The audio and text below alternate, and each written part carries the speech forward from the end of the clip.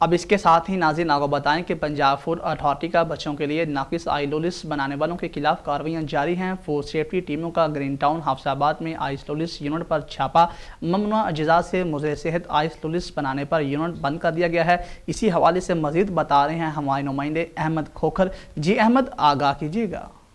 جی بالکل، Punjab food authority کا بچوں کے لیے ناقص آئس لولیز بنانے والوں کے خلاف کارروائی۔ فوڈ سیفٹی ٹیموں کا گرین ٹاؤن حافظ آباد میں یونٹ پر چھاپا، ممنوعہ اجزاء سے مضر صحت آئس لولیز بنانے پر یونٹ بند۔ 40 لیٹر ناقص ایپل فلیور، 30 کلو آئس لولیز، 14 کلو جیلی پیکنگ مٹیریل اور کھلے ممنوعہ کیمیکلز طلب۔ نل کے آلودہ پانی میں رنگ اور کیمیکلز ڈال کر مضر صحت آئس لولیز بنائی جا رہی تھی۔ صفائی کے انتہائی ناقص انتظامات اور زنگ آلودہ مشینری کا استعمال کیا جا رہا تھا۔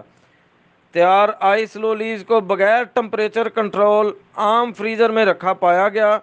کیمیکلز، کھلے رنگوں سے تیار آئس لولیز بچوں کی صحت کے لیے انتہائی مضر ہیں۔ بچوں کے لیے مضر صحت اشیاء خوردنوش تیار کرنے والوں کے خلاف سخت کارروائی عمل میں لائی جائے گی۔ اشیاء خوردنوش کی تیاری میں ہمیشہ معیاری اور منظور شدہ اجزاء کا استعمال یقینی بنائیں۔ ڈی جی فوڈ اتھارٹی راجہ جہانگیر انور۔ جی